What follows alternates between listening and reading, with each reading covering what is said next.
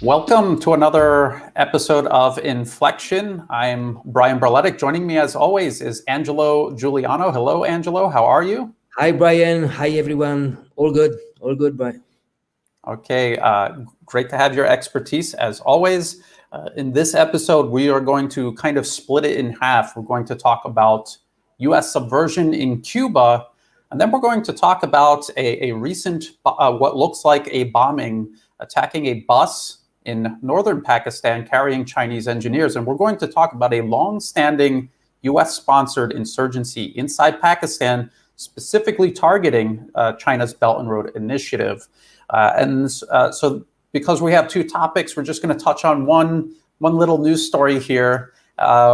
People will be seeing this on Monday and Tuesday, the 19th and 20th of July. We're recording this on Sunday. So when I woke up this morning, I saw, well, let's do the background here. The BBC wrote this smear piece against a few YouTubers, Chinese Westerners, bloggers based in China. There's a Barry, there's the Barretts, and Lightfoot. What is his? Jason Lightfoot. Yes. Jason Lightfoot.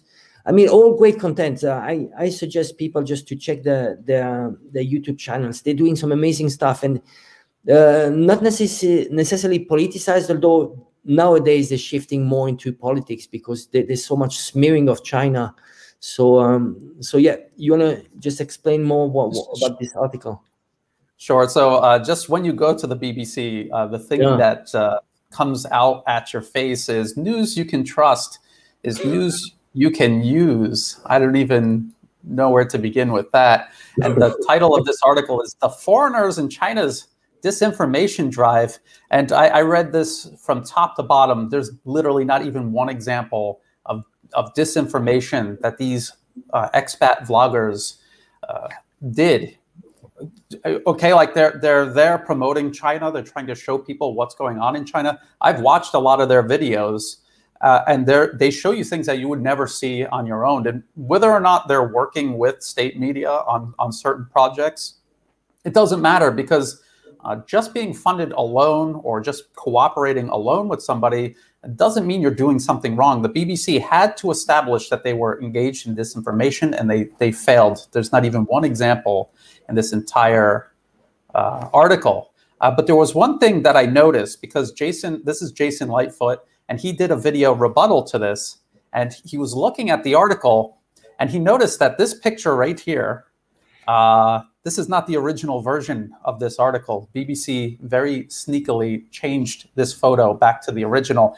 They had grayed out the trees to make it look like Jason Lightfoot is there alive, and everything behind him was dead and gray. Like Mordor out of Lord of the Rings or because China, you know, the trees in China are gray. It's not green. You know, it's a, you know, we don't have blue sky. It's just like evil society. You know, it's a we need to watch a scary movie whenever we see China. That's why. And that is what the BBC is doing. They're trying to drill it into people's heads. People who have never been there and don't have a reliable source of information. They want to try to drill it into people's heads that, yes, it is a scary place. So I want to show people, this is Wayback Machine. It's an internet archive project, and it allows you to see snapshots of these articles when they were first published. So this was 15 minutes after this BBC article was published. This might take some time to load. And you will see, look at the trees, they're all gray. And there's one little streak of green because the BBC, I don't know, intern was being rushed. I guess they had a lot of photos to doctor that day. And they were using a brush, and they missed right here. So this is green, and everything else got grayed out in Photoshop. So here is the BBC writing a whole article accusing these vloggers of disinformation. And their article is actually literally disinformation, including doctored images. What do you think about that, Angelo? Well, even Jason, I mean, poor Jason, it looks like he has anemia. Poor Jason, you know, they make him look like white, you know, like so white. I mean, Jason, if you're listening, we worried about you.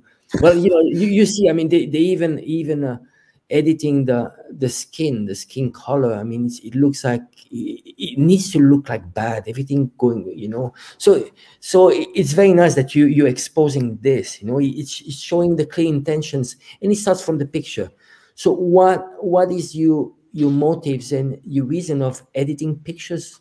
I mean, I can understand. You fabricating fake news, but why you have to go to the extent of changing the pictures? And they did the same. Remember, if you watch the BBC documentaries on Xinjiang, everything they edit they put the music, scary music, and then everything is gray, and the way they approach, and the Bible wires, it's just disgusting propaganda. It is. It's ridiculous, and I did a video about that because Jason Lightfoot pointed that out, but then I noticed that they deleted it. Once they knew that Jason was onto them, they went back in and they switched it out. And I wanted to show people how they used Photoshop to very deliberately doctor that image. It wasn't like, oh, the color levels are off, let's try to like tone down the saturation. There was a multi-layered process that they went through to gray out those trees very deliberately. So again, the BBC utterly, and keep this in mind, this is what they do all of the time. They get caught doing this all the time. There was the so-called Hawla massacre in Syria, kind of when that conflict was in its opening phases, let's say. And the BBC used an image from years ago in Iraq of dead bodies wrapped up and waiting for burial. And they said that was from Syria and this so-called Hawla massacre. So this is something the BBC does all the time. And then when people started picking up on it, they just switched it and they pretended like nothing happened. And the damage was already done. And they know that. They know that the damage is already done. When they get caught, it's too late. But I think they're starting to feel the pressure. And that's why we do what we do, is to just keep adding the pressure. We don't have a budget like the BBC does, but there's more of us. And everyone at the BBC does it for a paycheck. And a lot of us are not doing it for a paycheck. We came out to do this out of passion because we're tired of seeing the lies. So I hope that this, and it's funny because a lot of these expat vloggers in China, they have huge audiences. And I think the BBC understands that a lot of people are turning to them to figure out what's going on in China, because they're starting to see through it. Brian, just to add up something about the sponsoring of this BBC article and how the Chinese media finance. I mean, sponsor in some ways. It doesn't actually. I've been on CGTN quite a few times. You don't get money for interventions on CGTN. The only thing that they might sponsor is you might do something, a show together with them, and they might actually finance the trip. So let's say you want to do something on Tibet, and sometimes they invite you, and you can do a shooting in Tibet with them, while you can do on your channels and on CGTN. But that's they know they don't want to do that, because if they were to do what actually the US is doing, US is clearly, USAGM is actually the propaganda arm of the US. And you can go there, the same as National Endowment for Democracy, and you can ask for grants. But the grant is linked to the US State Department agenda. So it needs to be bashing China and so on. So they don't want to do what actually the US is doing, because they know that if they get caught, and it's not in Chinese mentality. They want to, they want naturally people like you and me that see that they are Chinese being treated unfair, and to come out naturally with no other agenda, just for justice. It's about justice, really. It's and we're not saying that China is good. China's probably as its flaws, but when it's being smeared and when there are blatant lies, well, we need to come out and say, well, no, it's not. And how legitimate is a BBC journalist that is actually living in London? What is his legitimacy? I've been in China for 25 years. Come on. I know what is China. And actually, the additional to that, not only I know the China of today, I know the China of 25 years ago. And I saw the whole change. And that's what makes me see China much more positively, because I see the whole dynamic. I see where China was, where China is, and where China is going. And a snapshot, any snapshot, can be extremely biased. You need to understand the whole dynamic. And again, you need to watch China with Chinese lenses. If you are coming with your Western lenses, you won't be objective. I'm sorry. You won't be objective. There's so much that we should be much more humble to look at China and trying to learn from their successes. Why don't we start learning from their successes rather than going there and trying to lecture like this white man supremacy attitude? It's just so outdated. Colonialism it's gone. It's gone. We're shifting from a unipolar world to a multipolar world. Accept it. We need to shift this attitude, and again, the world will be better because it will be finally more democratic. It won't be a few old colonial powers just ruling on the world. And again, I think we mentioned this before, finally the global South will have a voice. And I think this is very positive. I'm very positive because of that. Yes, and what I always tell people, because they'll say, why don't you ever say something bad about Thailand? It's because I'm not Thai. Whatever's going on in Thailand that is bad, that's the business of the Thai people and the Thai people alone. My role in all of this is I'm an American. My government is interfering in Thailand's internal political affairs. They're doing something to Thailand that the United States would never tolerate another nation doing to them. And so I speak up about that. I don't get involved in Thailand's internal political affairs because it's none of my business. And even though I've lived here for a long time, I have my family here, that's their business, and that's the Thai people's business. And I think there's something very similar kind of going on with these expat vloggers. They want to show a positive side of China and China's problems. That's their internal problems. What they're trying to do is stand up. A lot of them are from the West, and it's their governments that are attacking China. And we know it's not a misunderstanding. It's not that the BBC misunderstands. It's very deliberate, just like doctoring that photo was very deliberate, dishonest, and there was a political motivation there and an economic motivation there. And speaking of interference, I think that is a good springboard into one of our two main topics, and that is these protests popping up in Cuba. And I just like how the entire Western media in concert hit on all of the exact same talking points. Well, there's some discrepancies because some say thousands of Cubans have been protesting food, vaccine, and medicine shortages in one of the country's largest demonstrations in decades. And then some other Western news agencies have said hundreds. And so which is it, hundreds or thousands? And then these shortages, they're going to say that the economy is being mismanaged, and they may or may not mention the US embargo. And if they do, it'll be buried all the way at the bottom of the article. So that's pretty much how the Western media has been dealing with this. People who have no idea at all what is Cuba, because a lot of people in my audience are Thai, and Cuba's practically on the other side of the planet. Cuba's an island nation with about 11 million people, and they have been basically at a semi-state of war with the US. Well, not them with the US against them. The US has tried to overthrow the government, tried to assassinate the Cuban president. They've tried to invade by proxy. They have carried out campaigns of terrorism inside Cuba. And they also planned campaigns of terrorism inside the US to blame on Cuba. And so with that backdrop, then we could start to understand that these protests, just like everywhere else where the US gets involved, this is the US stirring up trouble in the streets of Cuba, and it's all towards long-standing efforts to carry out regime change. Angelo, I know you know a lot about this topic, so I'm going to let you comment on just what we're seeing in the headlines here. Well, maybe we need to go back to some history. So the Cuban Revolution, socialist revolutions, was in 1959. So since then, there was an embargo. So they've been squeezing the whole economy of Cuba. So when there's an embargo by the US and they're weaponizing the US dollar, what can you do?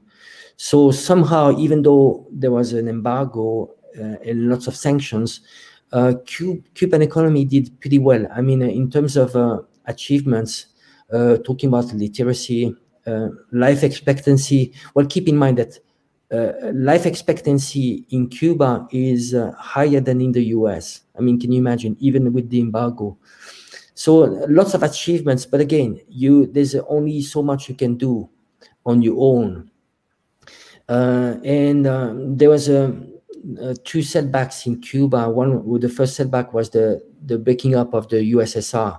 So the USSR was helping a lot Cuba, and recently Venezuela, the economy did really badly. Chavez was helping a lot Cuba, especially selling like cheap oil to Cuba. Now that the Venezuelan economy cannot help, Cuba is just on its own.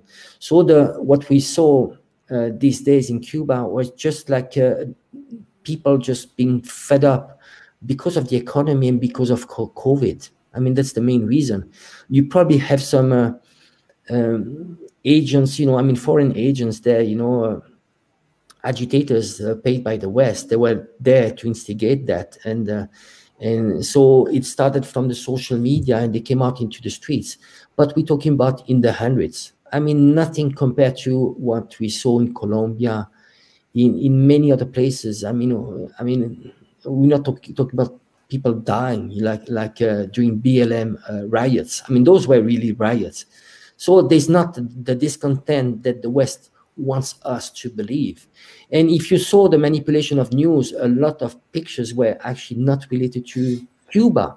They took some pictures of other, even other countries, and they had to screenshot, they had to manipulate pictures because it was not a massive demonstration, and it was not necessarily against the Cuban Revolution. It was more like discontent of people, just because there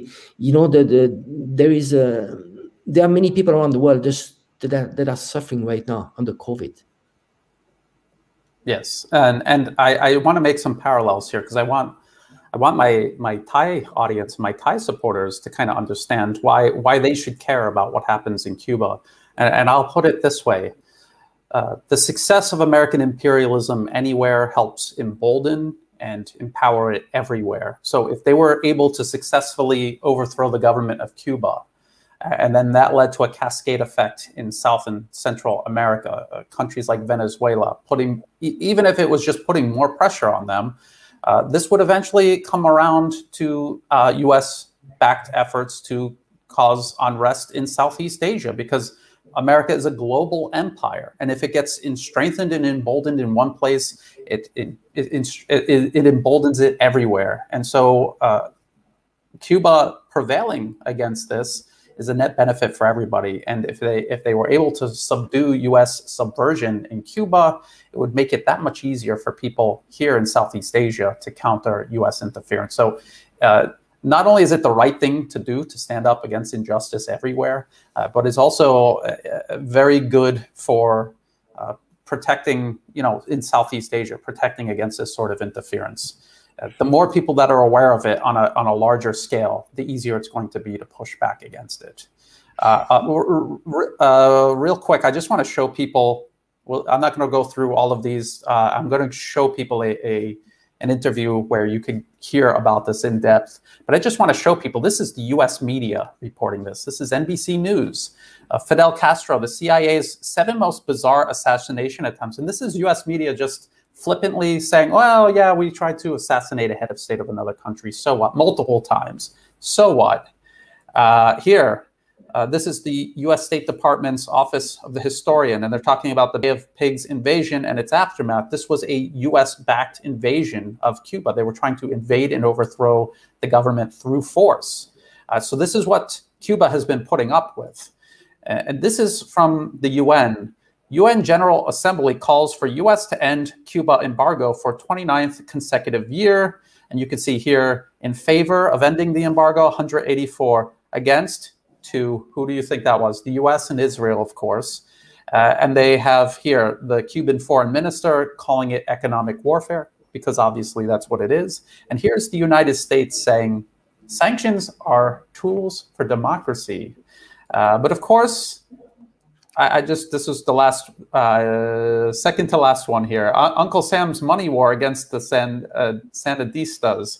And this is from 1989, by the way. And they talk about how economic sabotage and to make the Chilean economy scream. And if you go through here, they're talking about how they use sanctions as a weapon to destroy countries. And that's what they're doing to Cuba. It's not to spread democracy. That's the smokescreen they do it behind. And then, and all of these links are going to be in the video description below. And I suggest anyone interested in this, go through all of this. This is CIA considered bombing Miami and killing refugees to blame Castro. So when I said they were planning terrorism on US soil to blame on Cuba, that's this. And if you click on this, it'll actually bring you to archives.gov, because this is a government document that's archived in the official archives. And the last thing, and I'll give you, Angelo, the final word on all this, I want to direct people's attention to this interview between Jimmy Dore and Max Blumenthal from the Gray Zone. And they go very, very much in depth in all of this. And you will just see how depraved and malicious U.S. foreign policy towards Cuba has been for decades, regardless of who's president. Because now we have Biden, and it makes absolutely no difference that the embargo is still in place, and attempts to overthrow the Cuban government are still ongoing. Angelo. I just want to remind people that actually there's still a Cuban land which is occupied by the U.S. Guantanamo is Cuban land, which is so you know, I mean, people forget, but they make the assumption that it's U.S. land. It's not U.S. land. It's Cuban land, which is occupied. Then I think it's important to say, well, why there's those sanctions and embargo.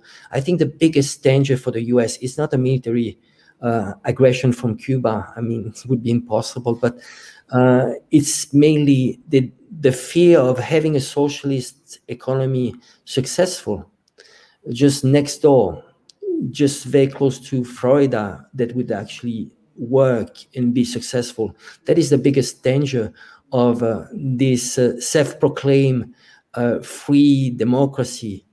So that's the danger. So they have this huge fear that Cuba will be successful, and also China. Again, you know, you can draw a parallel.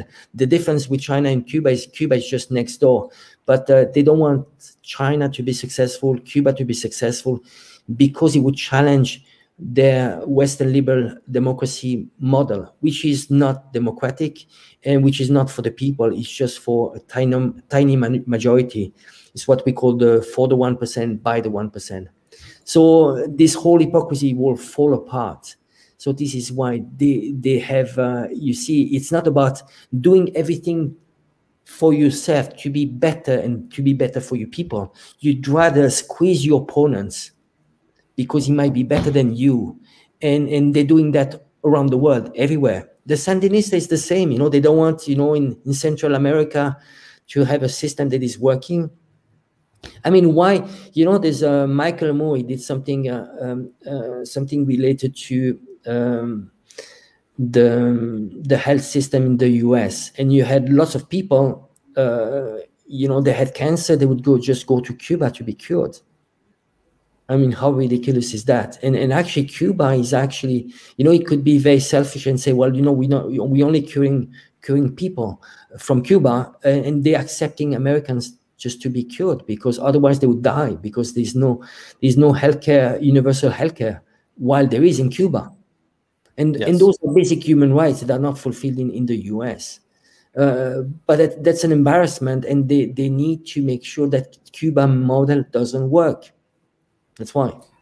And it's already a huge embarrassment, despite everything the US has tried to do to sabotage Cuba. And Cuba is renowned for its medical expertise. And I want to show my Thai audiences this, because I had known about this for a while, and this was Siam Bioscience.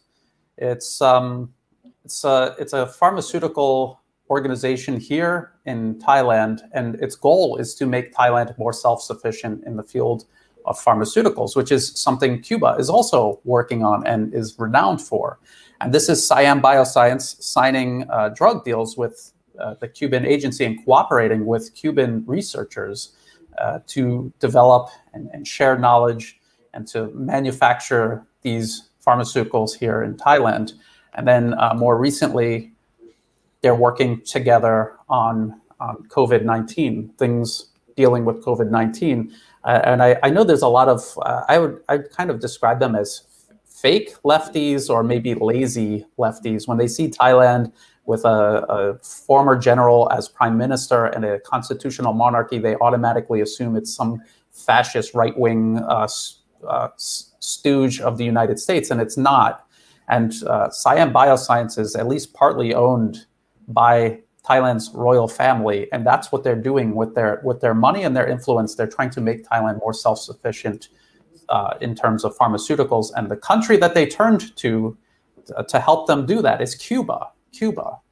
Because we know that, just as you were saying, Angelo, the healthcare system in the U.S. is just preys on people. It's not helping people at all. It sucks them dry of their money and then eventually their life.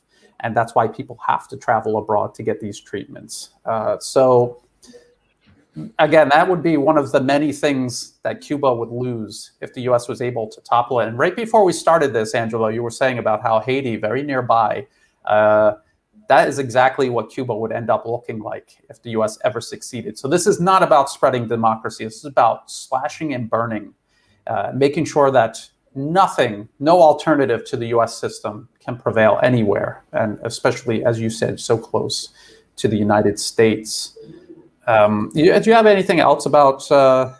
No, I like the comparison with Haiti. I mean, if you're talking about a failed state, and they've done everything to destroy, the U.S. has done everything to destroy a real democracy in Haiti. Remember, there was 2 coups in Haiti. There was Aristide twice. He was toppled by the U.S.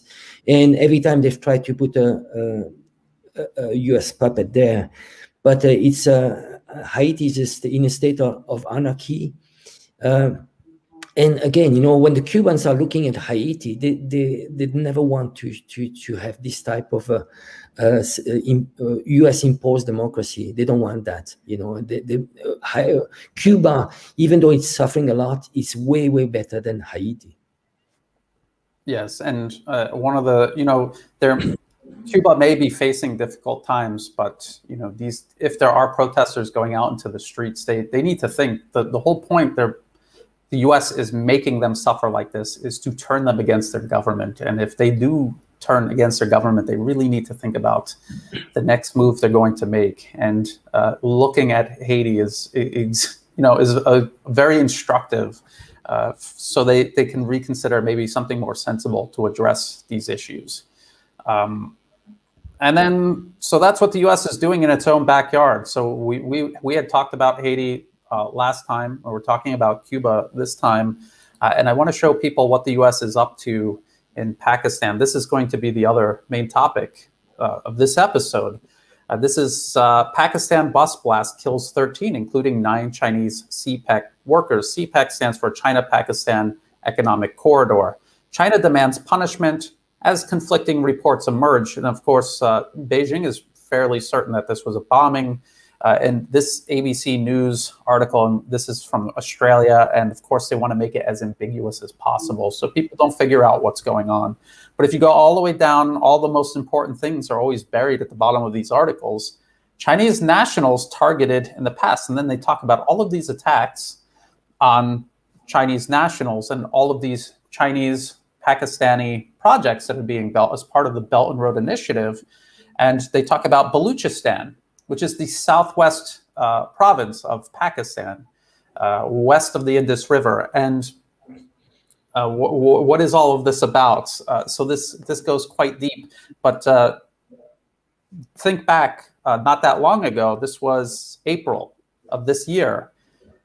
no Chinese diplomats hurt in Southwest Pakistan bomb attack embassy, and this was a bomb attack in Baluchistan that was trying to target the Chinese ambassador to Pakistan. He was staying at this hotel. He just so happened to not be at the hotel at the moment of the blast, and so he narrowly escaped, basically an assassination attempt.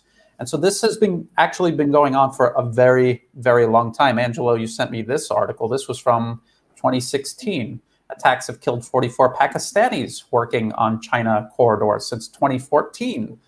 And we see the exact same thing happening in Myanmar. We've been talking about that since February, actually. And so what are they doing? They're at face value, they're saying they're going to do the Build Back Better world. That's the US answer to China's One Belt, One Road initiative. But in reality, they're just using terrorism to sabotage all of these projects and to destabilize the regions that these projects are going through. I'm going to get into the US-backed insurgency in Baluchistan, but Angelo, is there anything you want to say about this most recent attack? Well, again, this is part of the strategy, the US strategy of encirclement of China. So it's a disruption. They want to disrupt the Belt and Road Initiative, and they want to put pressure on all the neighbors of China. So you see what is happening in Myanmar, the attempt of color revolution in Thailand. Xinjiang is part of it. They tried in Tibet, it didn't work. So it's just trying to encircle China. So again, how do you do this? There are many ways. Here, this is a bit extreme. So terrorism, National Endowment for Democracy, and other US state-sponsored NGOs have been financing those separatist groups. And if you see, they already have their puppets, you know, what we call the government in exile that are ready. For example, when it comes to Balochistan, there's a Khan of Kalat, which is the Kalat for Balochistan, and the Khan is a king. So basically, that's a person. His name I forgot, something like Wawood. What you have the page of this person. He's based in Wales. And so everything is ready. There's a paper of the National Endowment for Democracy, which is actually depicting those people that are related to the Balochistan independence movement. So again, it's just a copy and paste. We can see already lots of similarities with Xinjiang. The World Uyghur Congress, this entity which is financed by the National Endowment for Democracy, which is an extension of the CIA. What is in Balochistan? You have natural resources, so you have oil and gas, and you have it's a critical transit corridor for China. Why is it critical for China? It's because it bypasses the Malacca Strait, and additional to that, you have huge copper fields, mining resources. So those people, those puppets that are in exile, whenever they talk about Balochistan, they talk about their resources. The same as Erkin Alptekin, which is the founder of the World Uyghur Congress, when he talks about Xinjiang, he talks about Xinjiang oils as his oil. He says, US, why don't you come to Xinjiang, and if you help me to make Xinjiang independent, you will be able to take my oil. He says, my oil. Saying that many people are now running after us and saying that, hey, look, you have oil, gas, and all of that. How are we going to do that? They are helping me because in case Eastern Turkestan becomes an independent country, how they would benefit from my oil and gas. That's the problem. Oil companies being contacted, Mr. Yes, that is a fact. Yeah. So that's the same. Those people, those US puppets that are working for the US abroad to bring terrorism in Balochistan, in Pakistan, they're doing exactly the same. They know that if they are cooperating, they will have huge rewards. So you have this whole propaganda, this paper of the National Endowment for Democracy, which is already telling fake stories about what is happening in Balochistan, abductions of people, human rights defenders who are just paid agents of U.S. interference. Exactly. Again, when you see all those actors, especially when it comes to Xinjiang, why you have those actors that are actually talking on TV, on BBC, and so on? Well, they left China, Xinjiang, and one of the ways they could get a green permit, you know, they could establish in the US was that, okay, well, we give you refugee status, but in exchange, you are going to bash China. And they're just practical, you know. Think about those people. You want to be a refugee, you have your American dream, so you have a tiny minority of people that are willing to do that. Oh, I want to go to the US. Okay, the US is saying, oh, well, you know, this is a good actor, maybe we can use that person. But in order to be a refugee, you need to have the preconditions to be a refugee. So what is your story? And you see many stories, they actually change through time. You know, so you have so if you really analyze those actors, they came up with one story and it changes and it's inconsistent. But the problem is that the Western medias are controlling the narratives, so you don't get the other side of the picture. So Balochistan, this is on hold. This is a project. I think it's not just. It's not at the level in terms of exposure, Western exposure. It's not there yet, but it could be what we're seeing with Xinjiang now. It could be the next one could be Balochistan.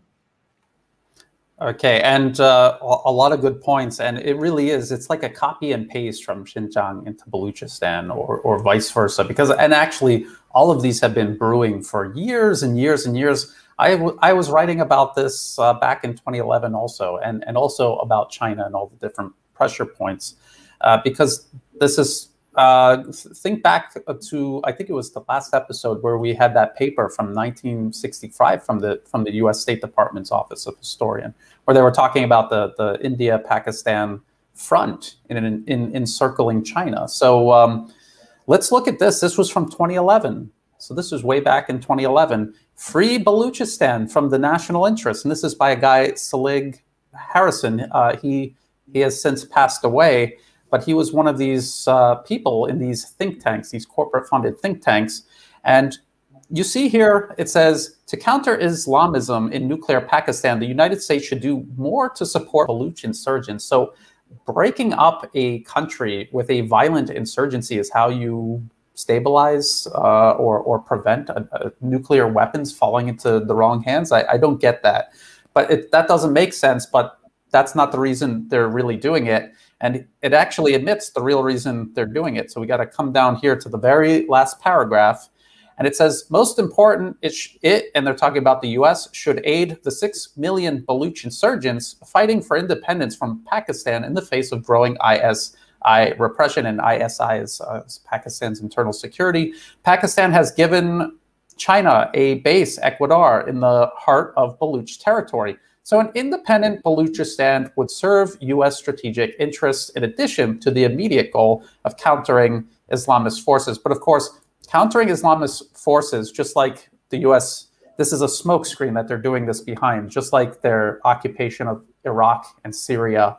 They're not really there to counter Islamist forces. They're sponsoring those forces as a pretext to stay in those countries and also to use them as a proxy to fight their wars for them. And so right here, they're already saying that Gwadar Port in southwest Pakistan is the terminal of this corridor that China has built across Pakistan. Let's go back. This is a slide. This is a slideshow from the National Endowment for Democracy's webpage. And you see Balochistan is here, Afghanistan is here, and the China-Pakistan economic corridor runs all the way down through here. And you can see all along here, the U.S. has been destabilizing it. And didn't we say, Angelo, last episode about the U.S. leaving Afghanistan, that they were going to leave a contingent behind and that they were going to say, well, we're out of Afghanistan, so we couldn't be behind all of this as plausible deniability, so that they could run militant operations across the border into places like Pakistan, China, and Iran. Didn't we just get done saying that? And then this bombing took place targeting Chinese engineers. Let's see, what else? Then there was this. I think this was also, okay, 2012.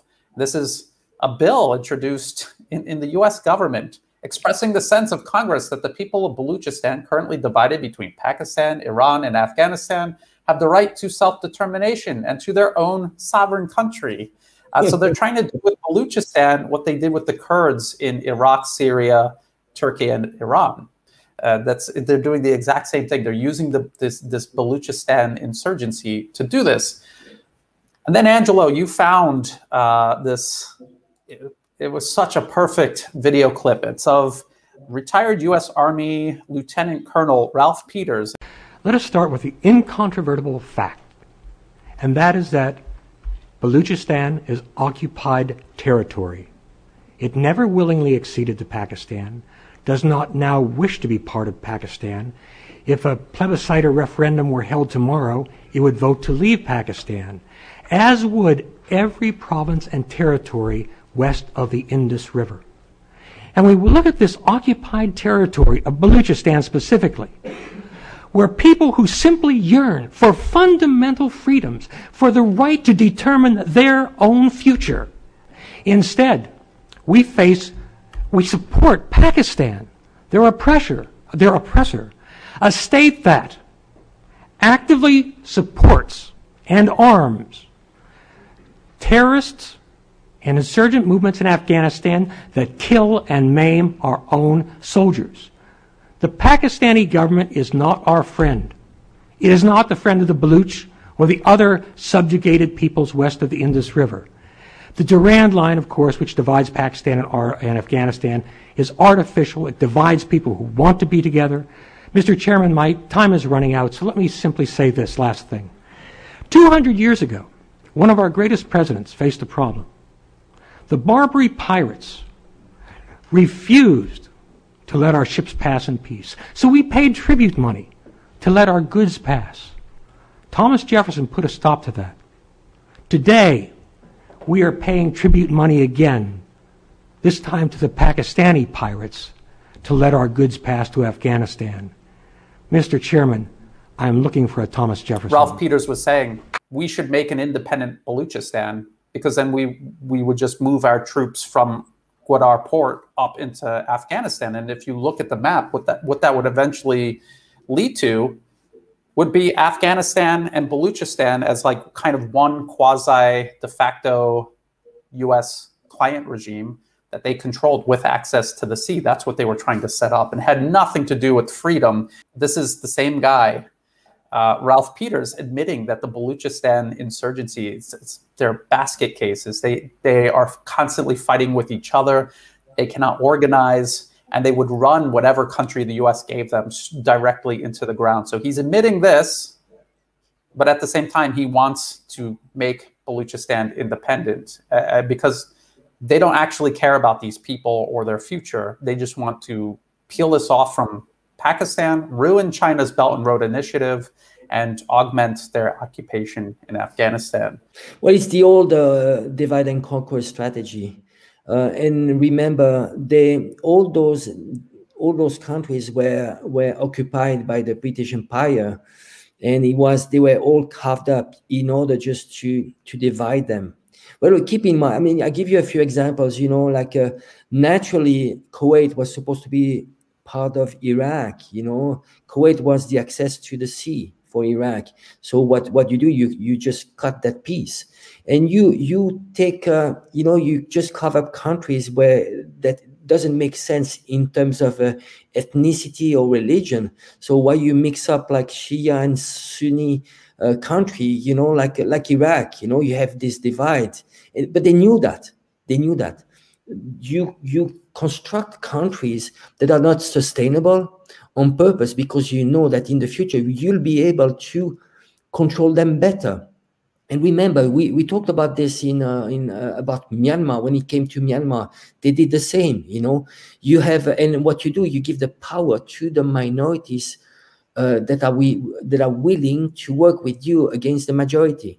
and you create those divisions, and you see the results of that much later on when those countries are fighting for self-determination, but you still have those animosity between minorities. Again, divide and conquer, and it's very hard now for those countries to build a cohesion, you know. So a lot of things that we see now is all related to the carving up of those new countries, and you see the whole history. I think when it comes to Pakistan, we've been interesting just to go back at the partition of India. I think there's a very interesting story about India, how India became independent from the British Empire, but how many people died. And the result of all those colonial mistakes. Absolutely, and just as you were talking about the National Endowment for Democracy, and so if you go to Pakistan, they're listing for Pakistan, you can see that they're putting money into Baluchistani groups, and again, just like in Xinjiang, they're trying to encourage separatism. Let's see, what else was there? This Hindustan Times article. That's the leader in exile of independent Baluchistan. There he is at the House of Lords in London, and this was the Democracy Forum, which is just one of the. It's like the National Endowment for Democracy. It's just another one of these groups that help cultivate these client regimes outside of a country or inside of a country to eventually get them into power. And so I think it's very important, that point you just made about divide and conquer. That was how they were controlling these vast regions of the planet when the British had their empire. And now this is how they divide and destroy countries today. And we like you said, in Myanmar, that is exactly what they're doing. That is how they are destabilizing Myanmar. That's what they're doing in Pakistan right now. And as you said about India, before this, we were talking about the Quad and how the US is trying to stitch together this Quad with India, Japan, and Australia, and how these nations are kind of going along with it because they don't really have a choice. The US has leverage over each and every one of them. And for India, you were pointing out how fractured their society is because of what the British Empire did to them for so long, and how easy it would be for the US to destabilize India if they weren't cooperating. So it's a very complex situation, but the ultimate goal, and it's very clear, is to just disrupt the Belt and Road Initiative, because China is now the prime target. It's poised to surpass the US by every metric. And in order to stop them and to prevent them from building alliances with other countries or cultivating closer alliances like they are with Pakistan, they're going to do things like this. I think there was one other article. You mentioned just before, Brian, I think there's two readings that we should have. One is what is happening in front of the cameras. You have statements from leaders, and most of the statements nowadays are all against China and Russia. But in reality, we need to look at the other side, which is trade and money flows. And I think those ones speak for themselves. You can say whatever you want against China, but if you keep on having your trade increasing with China, there's no real decoupling. So I think we need to have two different readings there. A lot of countries are not siding, completely with the US. I think there are a few countries that are blindly siding. We talk about the Canada, Australia, England. They are siding completely, but a lot of countries are, in reality, they are playing both sides. They don't want, they're balancing their relationship with both China, Russia, and NATO countries. So we need to be careful about this. Just going back to India, there's something that is actually Modi had a statement for when it came to Balochistan. is in favor of Balochistan independence. So I think this is another action of huge interference into another country's affairs. So again, I think it's a government like Modi is very dangerous and extremely racist. It's extremely dividing. Now you see what is happening in India internally. You have laws that are giving priorities to Hindus and not to Muslims. So you start to have those divides.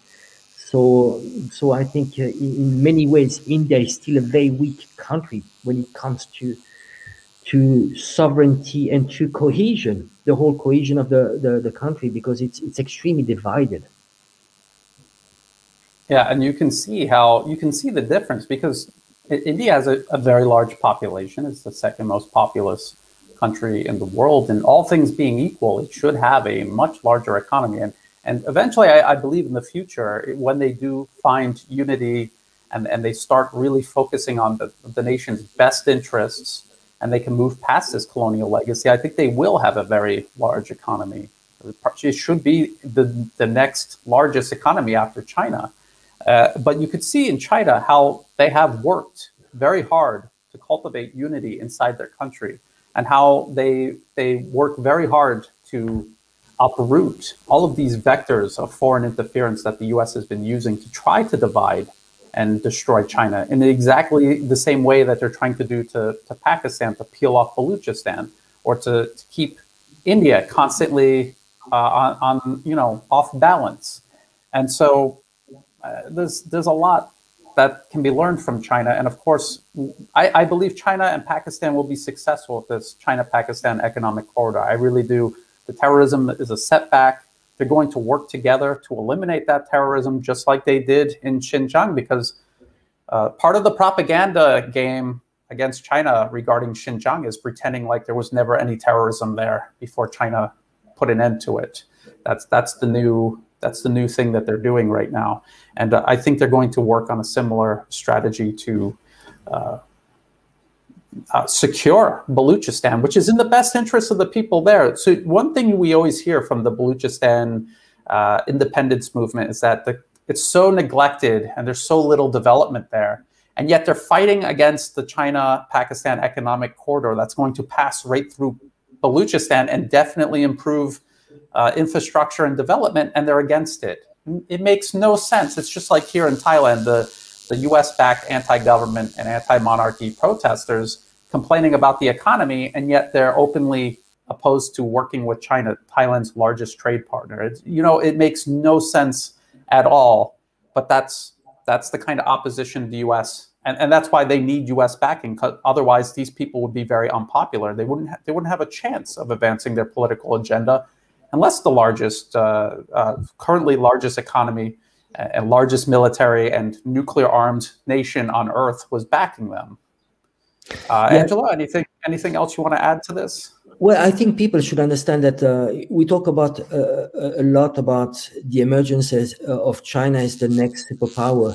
In reality, we shouldn't frame it like this. We should explain that actually China is retaking its original position it had for 2,000 years. I mean, that's what happened the last 200 years was just an anomaly. China has closed itself. It had lots of problems. There was a civil war, and it missed the main mistake was it missed the Industrial Revolution, and it was attacked because of that. And there was 100 years of humiliation. But keep in mind that for 2,000 years, China and India combined had 60% of the world GDP. For 2,000 years. Genghis Khan, why Genghis Khan back in the old days, he arrived at the doors of Europe, and he was like, he used to pillage, he was looking for wealth, but he arrived in Europe, and he was like, Europe was so backward. It was like, there's nothing, there's nothing to learn from them. There's not, there's nothing to pillage. There's no gold. There's nothing. And this is why he stopped. There was nothing. So because Eurasia, I mean, that part of Central Asia, you know, Persia and so on, in China, they were much richer and much more advanced. So it's just what happened in the last 200 years was just an anomaly in history. So China is just naturally retaking its original position as the largest power. With the difference is that China is not hegemonic and it's not looking for imposing its values, its system to the world. It's very clear. Why am I saying this? It's just because history. We need to look at history. China has never invaded other countries. There are a few, maybe one exception is the conflict they had, China had with for a long time with Vietnam, but this is just one exception. It's a very complex example, but otherwise China has never been hegemonic. If you look at the China in Chinese, is the, you know, it's the country of the center, and it tells you that China is self-centered. It's focusing on itself, on its own population. And what is it? It is interested in is trading. They've been traders forever. It's a pity. When I look at the history we were told back in Europe, there's so many things that were untouched.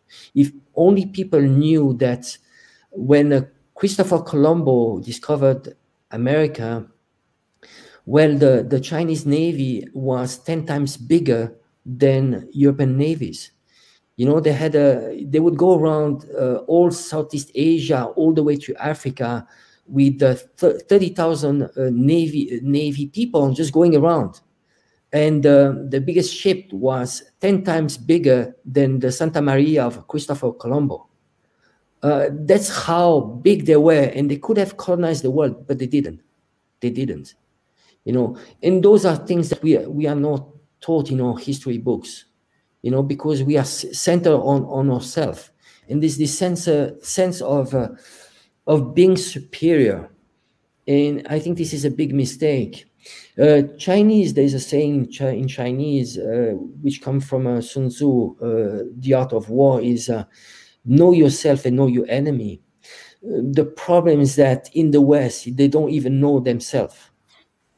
And that's a big mistake. And they don't know China. You know, how can you fight your enemy if you don't know your enemy? They have absolutely no clue. And I mean, in my case, after 25 years, I still believe that there are so many things that I do not understand about China. And we need to be able to be humble. Being humble is the first step. You know, we talk about 4 different steps of knowledge. Ignorance, going from ignorance to knowledge. You don't know that you don't know. You know that you know. Up to the level that you don't know that you know. You know, it's because you don't know that you know that you have acquired competence. You know, the promise of the West is that they don't know that they don't know. That's the problem. And that is the worst. That is when you are actually extremely weak. It's extremely weak. That ignorance is extremely weak. It's a pity. And what I advise people is just, why don't you go to China and really look with your eyes? The first hour you'll spend in China, imagine you flight into Shanghai. It would be a life-changing. It would change your life completely, because you're flying into one of the most modern airports in the world.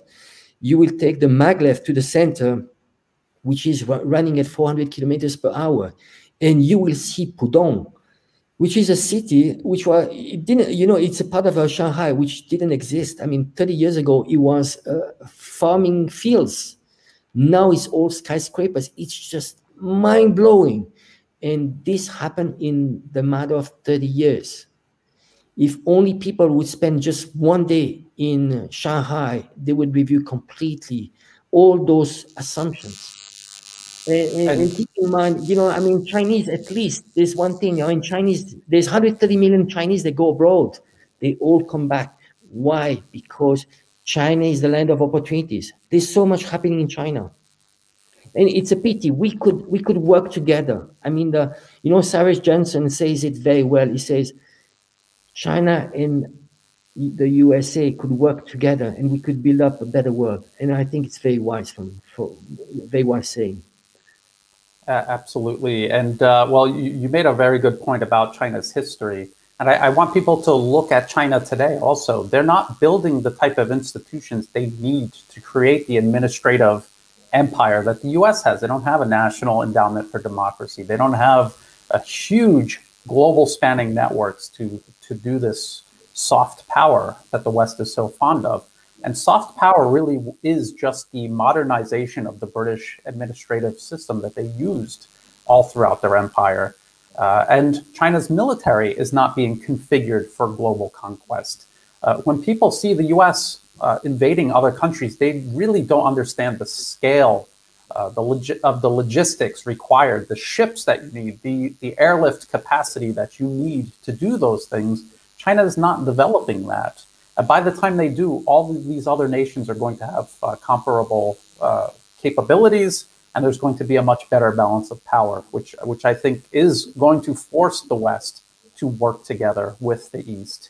And it might shape into that world that you were talking about. And one last thing that you said, Angelo, which kind of brings us full circle, you said people should go to China and see for themselves. And I think that's why the BBC was attacking those expat bloggers, because it might not be possible for as many people to go to China as you might want, but they are kind of bringing China to these people through their platforms, their channels on YouTube and through other forms of media.